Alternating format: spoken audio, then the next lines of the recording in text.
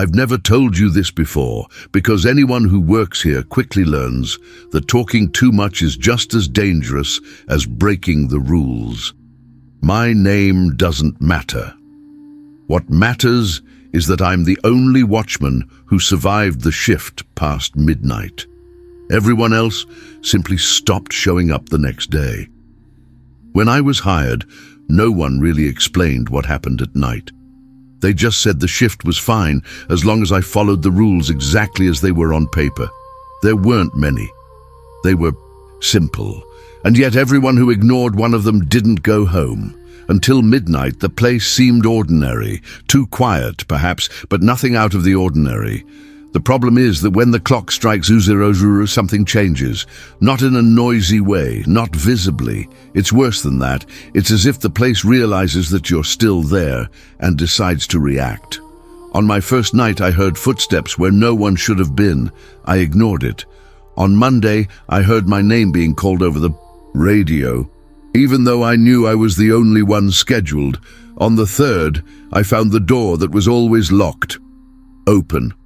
That's when I understood why no one lasts that shift very long. Rules are not there to protect you. They exist because something needs to be contained. And after midnight, he starts testing who is still alive. If you think this is just a story, it's because you've never had to spend an entire night pretending you didn't hear something breathing on the other side of the wall. And this is just the first thing you need to know. During the day, no one would believe that this place was dangerous. People passed by as if it were just another forgotten dot on the map. Children played nearby, cars parked leisurely, and the silence seemed just normal, almost comfortable. That's what fooled me at first. Everything seemed too still, too organized, as if nothing had happened there before. I thought so too. I walked the corridors, checked doors, wrote down schedules. Nothing out of the ordinary. No explicit warning, no sign telling you to leave before a certain time. The place seemed to die when the sun went down, but not in an alarming way. He just collected himself, like an animal waiting for the night to come. The older employees never stayed late. They always found excuses to leave before midnight. They said they had commitments, family, tiredness. Nobody talked about the real reason. They just avoided looking at the clock when the minutes approached that specific time. And when I asked, they changed the subject as if the very act of explaining was dangerous. The strangest thing is that during the day, there were signs that something was not right. Marks on the floor that didn't match normal movement. Doors scratched on the inside. Cameras that worked perfectly until a certain time and then simply stopped recording. None of this attracted enough attention for anyone to really investigate. It was as if the place knew exactly when it could pretend to be normal, as if he was waiting patiently, motionless, just watching who stayed too long. And I stayed. I stayed because no one told me to leave. I stayed because in broad daylight, there was no reason to be suspicious. But when night fell, the environment didn't just become dark. He was attentive. The air changed. The sounds disappeared one by one. Even the insects disappeared, as if they knew it wasn't safe to make noise there after a certain hour. And always, without once failing, the clock seemed louder as it approached midnight. That's when I understood that that place wasn't dangerous all the time. He just needed the right moment to stop pretending. And when you stopped pretending, the rules became the only thing between you and what came after. The warning never came clearly. No one sat down with me to explain anything. No one pointed to a piece of paper telling me what to do or not do after midnight. It was always indirect, loose comments, too long looks. As the clock approached that time, phrases that seemed like a joke, but carried a strange weight. After midnight, you don't invent fashion. If you hear something, pretend it's not about you. Don't just walk around when it's midnight. They said it laughing, as if it were just an ancient superstition. But the laughter never reached his eyes, and whenever someone asked a more direct question, The atmosphere became heavy, the kind of silence that makes you realize you've crossed an invisible boundary. I once asked why no one explained those rules properly. One of the seniors just stared at me for a few seconds longer than usual and said that explaining too much made things pay attention. I didn't understand at the time. Only later did I realize it wasn't a metaphor. The warnings also came in the form of absence, people who simply stopped showing up for shifts next. Names crossed off the scale without explanation, empty cabinets, as if they had never worked there. When I asked, they said they had resigned. But no one quits leaving everything behind. The most disturbing thing is that over time, I began repeating the warnings myself. Not because I believed them, but because I felt something irritated when they were ignored. It was a physical sensation, almost like pressure in the ear, an upset in the stomach whenever someone laughed too much close to midnight. The final warning was never spoken aloud. He was in everyone's behavior, in a hurry to leave, in the way they avoided certain corridors. Don't be too careful not to be alone after the wrong time. And even then, there was always someone who didn't take it seriously, someone who thought vague rules meant nothing, someone who needed to see it with their own eyes. This is how the first rule stopped being just a warning, and it became a line no one should cross. The first rule wasn't written anywhere, but everyone knew what it was. No one needed to say it out loud because it manifested itself. As the clock approached midnight, people began to move more slowly, to speak more quietly, as if their own bodies understood that this was not a common time. The rule was simple. After midnight, you don't walk for no reason, don't explore, does not produce strange noise. You stay where you are and wait for the shift to end. It seems easy, it seems exaggerated, until you feel the opposite impulse. The problem is that the place creates distractions, little things out of place, a metallic sound in a hallway that should be empty, a door that never moves, creaking alone. It's not aggressive at all at first, it's almost polite, as if it was just getting your attention. I've seen people break this rule without realizing it. A colleague once decided to just have a look after hearing something fall. He laughed as he walked away, saying he didn't believe those stories. 5 minutes later, his radio chirped once. He never responded again. When we found it the next morning, it was in the wrong place. Not hurt, not injured, just standing there staring at a blank wall as if waiting for something to finish. He didn't say anything, it didn't blink, and the next day, his name was no longer on the scale. After that, no one questioned the first rule. Not because it was scary, but because it was too clear. You are not punished immediately, you are replaced. Taken away from the normal flow of things, I quickly learned to stay still, ignoring sounds, leaving doors open the way they were, because every time someone moved unnecessarily after midnight, the place seemed to gain more space, as if I had been invited. And the worst thing is that that was just the first rule. The others were not so simple. There is no alarm, no siren, nothing that gives an obvious warning that midnight has arrived. The clock just changes its number, and everything that seemed stable starts to behave differently. It's subtle at first, almost imperceptible, but the body feels it before the mind understands. The air becomes heavier, not hot, not cold, just thick as if breathing took more effort. Normal sounds disappear one by one. The distant hum, the wind hitting something loose, even the electrical noise of lights. Everything disappears. The silence that remains is unnatural. It seems intentional. The lights are still on, but they don't shine in the same way. They create dark areas where there was no shadow before. Dead spots appear in the hallways, spots where the eyes refuse to focus for too long. Whenever I tried to look straight, I felt an immediate discomfort, as if I were staring at something that didn't want to be recognized. The clock becomes the loudest sound in the place. Every second echoes more than it should. And it is at that moment that the feeling begins. The absolute certainty that you are no longer alone, even though you know that no one has entered. It's not fear yet, it's consciousness. As if space had woken up. The cameras continue to work, but they show less than they should. Some areas simply no longer appear on the screen.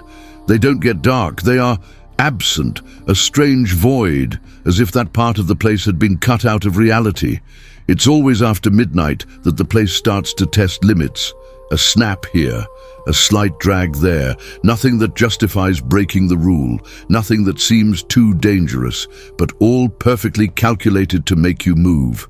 I've learned to recognize the exact moment it starts, not because of the clock, but because of the silence. When he arrives, it's too late to pretend that nothing has changed. Midnight doesn't bring anything new to the place. She just releases what she was waiting for. Mistakes almost never happen out of courage. It happens due to tiredness. After hours of ignoring sounds, shadows, and that feeling, with the constant observation of being observed, the mind begins to search for a logical explanation. That's what happened that night. I told myself I needed to be sure. That understanding what was happening would make me safer. The sound came from a hallway I knew well, a light rhythmic drag, like something being pulled slowly across the floor. It wasn't tall, it wasn't urgent. He was persistent, exactly the kind of thing that makes you stand up without even realizing it. I knew the rule. Did you know that after midnight you don't walk around without a reason? Still, I took a step. Then another. Every meter traveled felt wrong, as if the ground was slightly out of place. The air became even heavier, and the silence began to press on the ears. When I reached the point where the sound was coming from, it stopped. Not in a sudden way, but as if he had accomplished his objective. It was then that I realized something worse. I didn't remember exactly why I had gotten up. The logical justification had evaporated, leaving only the feeling that I was where I shouldn't be. Behind me, I heard something move. Not fast, not aggressive, just changing position. I didn't have the courage to look. Because one thing became clear at that moment. The mistake was not hearing the sound. The mistake was responding to him. The place reacted immediately. The lights blinked once, too long to be an electrical fault. The radio hissed even when it was turned off, and for a second I felt like something had confirmed my presence. I returned to the room as slowly as I could, sure that every step was being watched. When I sat down, I noticed that the clock had stopped. Not broken, stopped exactly the minute I had gotten up. It was at that moment that I understood why no one ever comes back from making this kind of mistake. Not because something kills them, but because after that, the place knows you're willing to cross boundaries.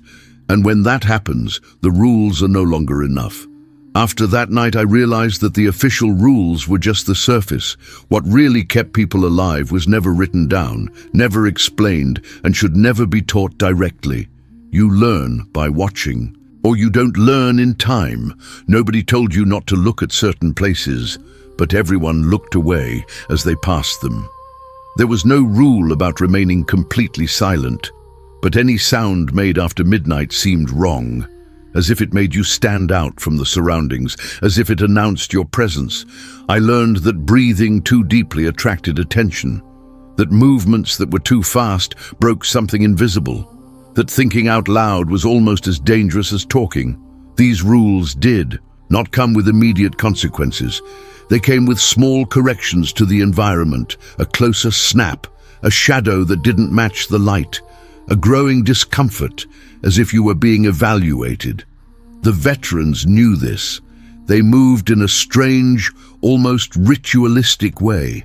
They always sat in the same place. They never crossed certain corridors after midnight. And most importantly, they never reacted when something was clearly trying to provoke a response. They pretended not to notice. They pretended not to exist. The most disturbing thing is that these rules changed. What worked one night might not work the next, as if the place was learning patterns, as if adjusting the expected behavior, and those who didn't adapt simply disappeared from the routine. I started copying everything, the posture, the rhythm of breathing, even the way it blinks, because it became clear that survival no longer depended on following instructions, but on not standing out, of not being interesting. And even then, there were nights when I felt like it wasn't enough, that no matter how much I imitated others, something had already registered my previous mistake. Something that now only awaited a new opportunity. Unwritten rules don't save you. They just give you more time. The meeting did not happen all at once. It wasn't a scare nor a clear appearance. It started as a subtle shift in perception, like when you realize someone has entered the room without hearing the door. I felt it before I saw it, and even then seeing it wasn't exactly what happened. I was sitting still, following all the unwritten rules, when something changed in the space in front of me. The light didn't go out. She just missed reaching a specific point in the hallway. It wasn't shadow, it was absence.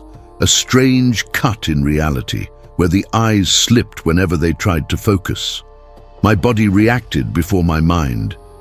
His muscles seized up, his breathing became shallow, and his heart beat in a rhythm that didn't match the silence around him. That's when I realized I wasn't being observed in the normal way. It wasn't a look, it was attention, as if I had been selected. The presence did not move like a physical thing. Ella ajustaba o ambiente alrededor. The air seemed to be pushed out of that empty space, creating a slight darkness, in the ears. The clock, which no longer worked properly since the error, gave a single dry click and stopped once and for all. I knew better than to look directly. I knew that reacting was what it wanted. Even so, the feeling of being called grew, like a silent order to recognize what was there. Not with words, expectantly. For a second, just one, I gave in. I didn't turn my face away. I didn't scream. I just accepted the presence, and it was enough to understand that it didn't need to be shown. He already knew that I knew. Something changed inside me at that moment. Not afraid. Not exactly. It was the certainty that that place was not just a scenario, but a system, and that I had just crossed the point where I stopped being invisible. When the pressure disappeared, the corridor returned to normal. The light behaved as it should. The silence relaxed, almost disappointed. But I knew it wasn't over. Encounters like this are not attacks. These are presentations. You don't see the exact moment when someone fails. It's never dramatic. It's never immediate. The person continues walking, talking, taking turns as if nothing had happened. This is why the error goes unnoticed at first. The place doesn't react with anger. He reacts with patience. The first signs are small. The person starts to get lost in places they know, forget simple tasks. She checks her watch frequently, as if she's late for something she can't remember. The environment around her becomes different, quieter, more attentive. Then the absences begin. The radio does not respond when that person calls. The cameras only fail when she passes certain points. It's no coincidence. It never is. It's as if the place is testing how far it can go without being noticed. The worst thing is when they start hearing things. No clear voices, incomplete calls, sounds that seem familiar enough to provoke a reaction, and almost always, at some point, they break a rule trying to understand what is happening to themselves. That's when they really disappear. They don't disappear physically, at least not immediately. They simply stop participating in common reality.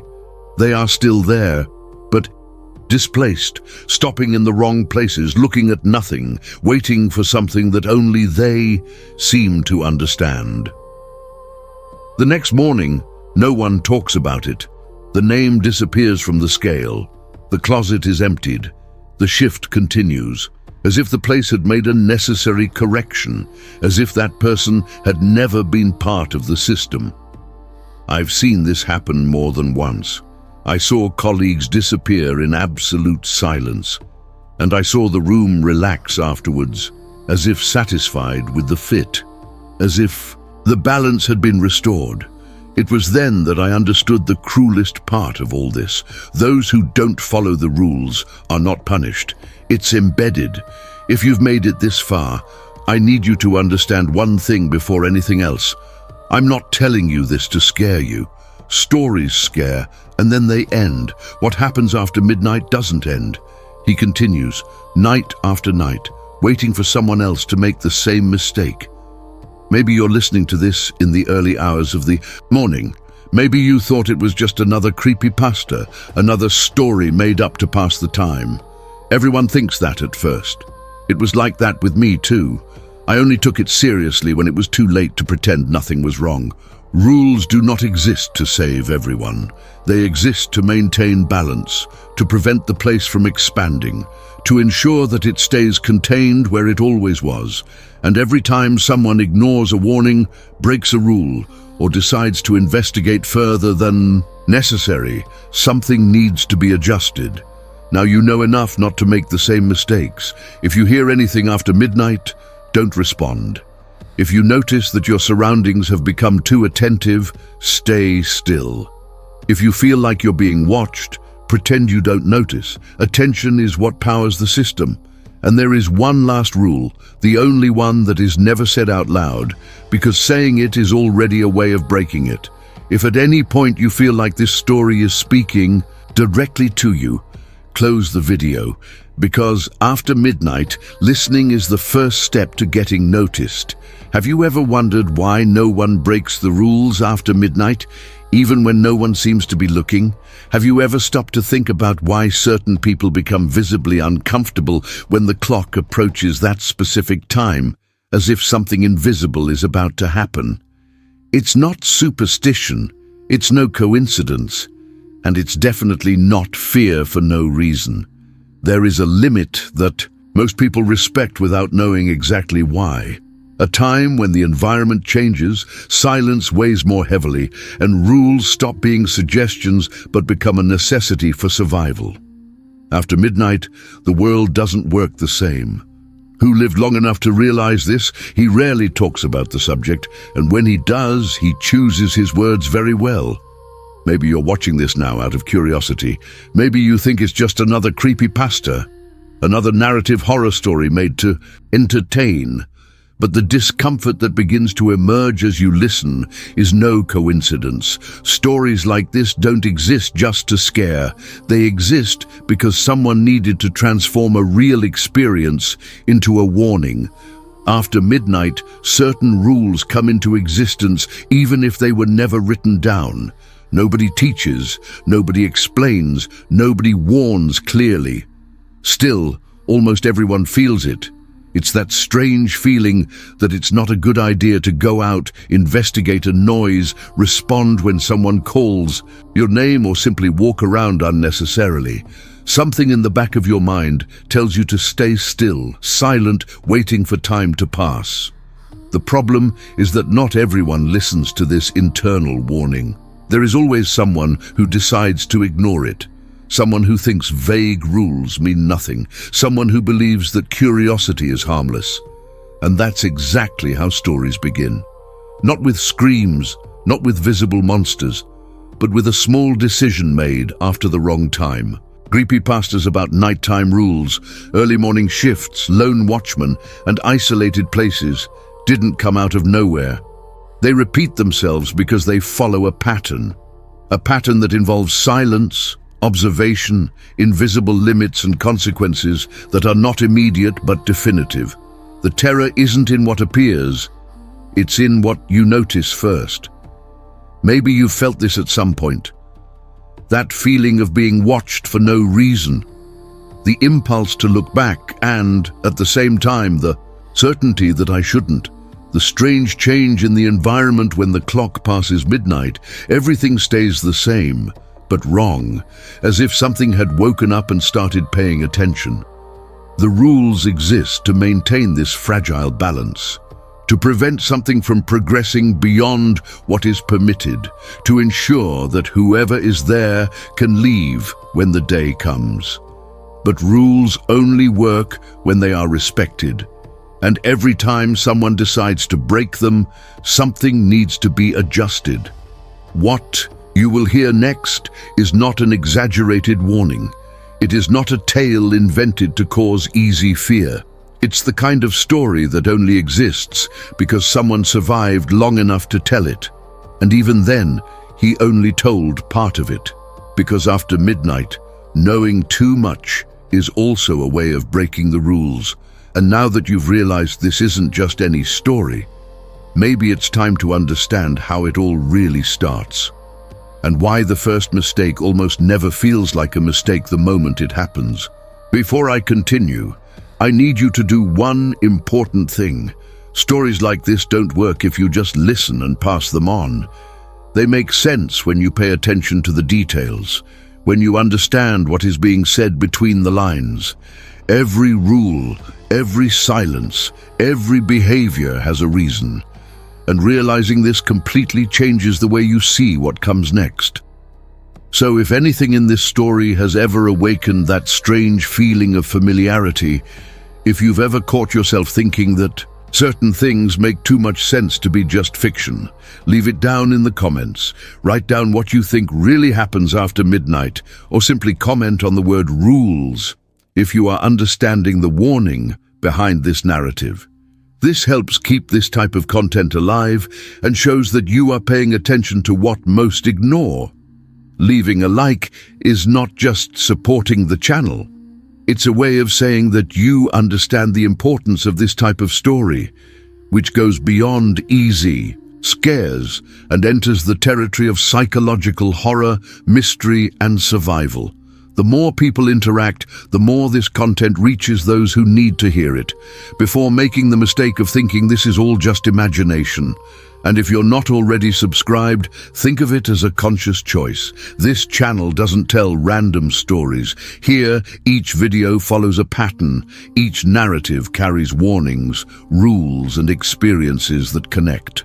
Subscribing means not missing the next parts, understanding the full context, and following stories that should not be consumed halfway. Now that you are involved, attentive, and participating, the story can continue. Because from here on, the rules are no longer just observed and are tested. After that moment, nothing was really normal again. Even when the room seemed quiet, there was a constant feeling of adjustment, as if the place was recalculating something all the time. I began to notice patterns that had previously gone unnoticed. These were not explicit rules, but behaviors that were repeated whenever someone lasted more than a few nights on the early shift. Standing still too much attracted attention, walking without reason or two. Even thinking out loud felt wrong after midnight. Silence was not the absence of sound, it was an imposed condition. As the nights went by, I began to notice that the space reacted differently to each person. Some were ignored for longer, others seemed to be tested quickly. Small stimuli appeared near them, almost like provocations. A specific noise, a subtle change in light, a localized feeling of discomfort. Those who reacted too much ended up standing out, and standing out was exactly what you shouldn't do. There were nights when the atmosphere seemed impatient. The sounds came closer, the corridors seemed longer than they should, and the clock, even though it was working, only seemed to be late for those who were awake. I began to understand that midnight was not an exact time, but a state, a point at which the place took complete control of the rhythm, attention, and behavior of those who stayed there.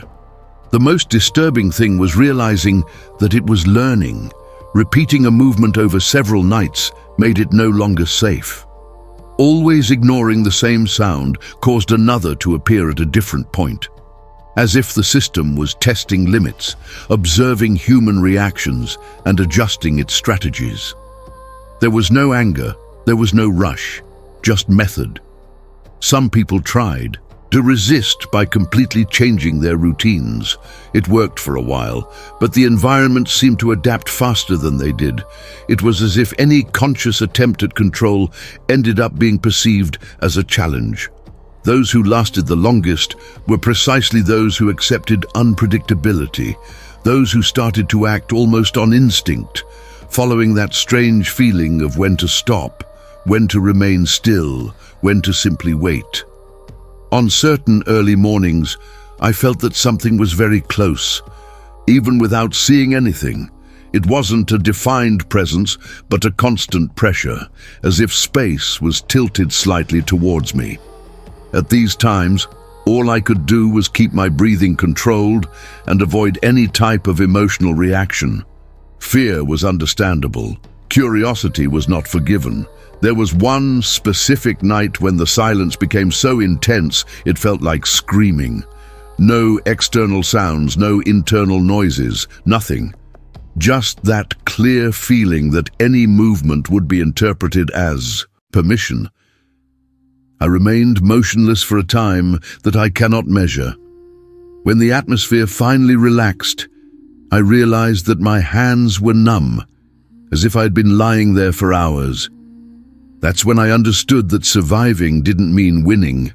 It meant lasting. It meant going unnoticed long enough for the system to lose interest, at least temporarily. But it also became clear that this interest never completely disappears. It just changes focus. Whoever failed did not fail all at once. It gradually failed. One more look, one step out of time, an attempt to understand too much. And when the environment decided to act, there was no explicit violence. There was displacement.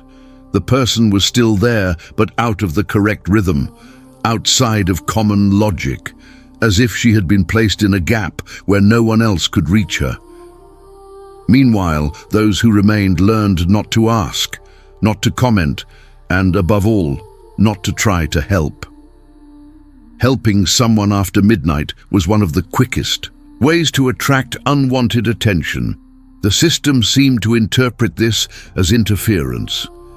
If you've been following this story closely, you've probably noticed that none of this is just about one specific place.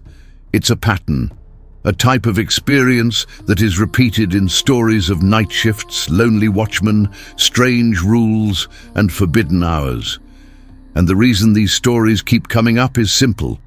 There is always someone who believes that it will be different with them. Before I continue, I want to know what you are noticing so far. In the comments, write, "I understand the rules," if you feel this story goes beyond ordinary horror. Or comment, "Midnight is not a time," if this idea makes sense to you. If you prefer, tell us which part caught your attention the most so far. This helps me know if you are really following the details, because from here, the behavior of the environment starts to change in an even more direct way. If you've made it this far, it's because you didn't just hear this story, you paid attention. And that says a lot, because most people abandon it before understanding what is really being said. Anyone who stays until the end realizes that this isn't just narrative horror. It's not just any creepypasta. It's a warning disguised as a story. So, if you stayed until the end, comment the word "survived" below. This comment is not random. It shows that you followed every detail, that you understood the rules, that you noticed the pattern behind silence, midnight, and wrong choices. If you want to go further, say in the comments which moment made you most uncomfortable. I read them all. Leaving a like is now important, not only to support the channel, but to show that this type of content needs to continue to exist. The more engagement this video receives, the more people end up finding these stories before making the mistake of thinking this is all just fiction. And if you haven't signed up yet, now is the time. Subscribing to the channel means continuing to follow these narratives, understanding the connections between them, and not missing upcoming announcements. Because some stories don't make sense when seen in isolation. They complete each other.